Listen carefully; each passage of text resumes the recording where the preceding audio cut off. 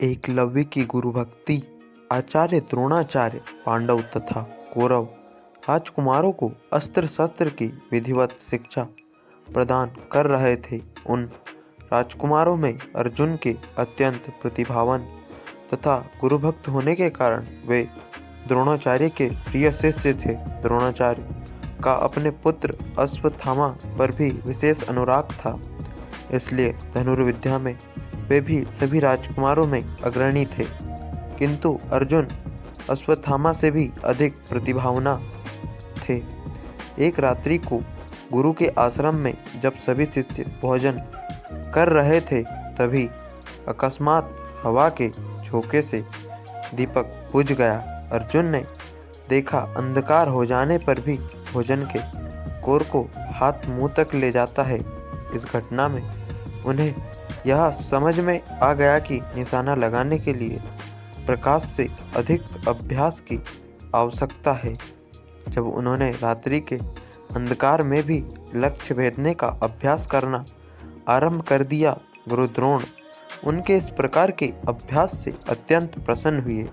उन्होंने अर्जुन को धनुर्विद्या के साथ ही साथ गदा, तोमर, तलवार आदि शास्त्रों के प्रयोग में भी निपुण कर दिया।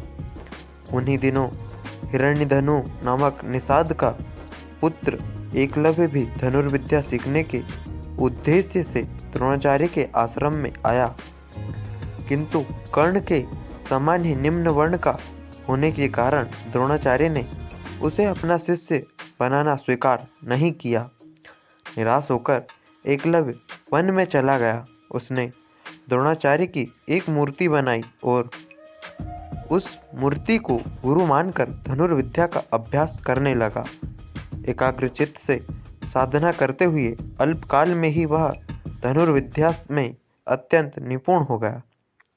एक दिन सारे राजकुमार गुरु द्रोण के साथ आखेट के लिए उसी वन में गए, जहाँ पर एकलव्य आश्रम बनाकर धनुर्विद्या का अभ्यास कर रहा था। राजकुमारों का कुत्ता भटक कर एकलव्य के आश्रम में जा पहुंचा। एकलव्य को देखकर वह भौंकने लगा।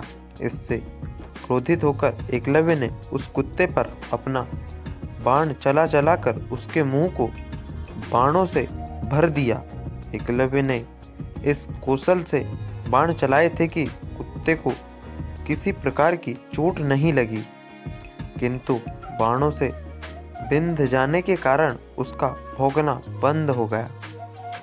कुत्ते के लौटने पर जब अर्जुन ने धनुर्विद्या के उस कौशल को देखा तो वे द्रोणाचार्य से बोले, हे गुरुदेव, इस कुत्ते के मुंह में जिस कौशल से बाण चलाए गए हैं, उससे तो प्रतीत होता है कि यहाँ पर कोई मुझसे भी बड़ा धनुर्धर रहता है।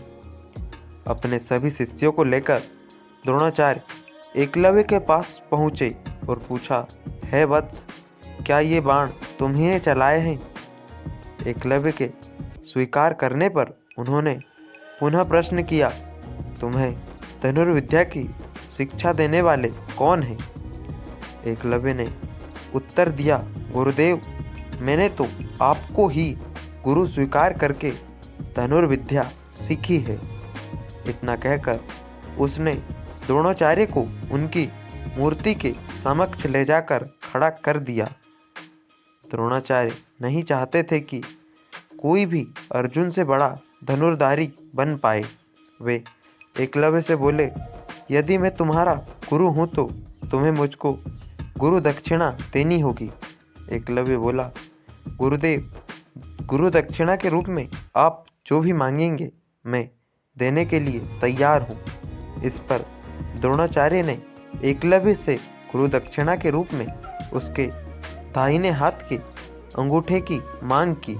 एकलव्य ने सहर्ष अपना अंगूठा काटकर द्रोणाचार्य के चरणों में समर्पित कर दिया।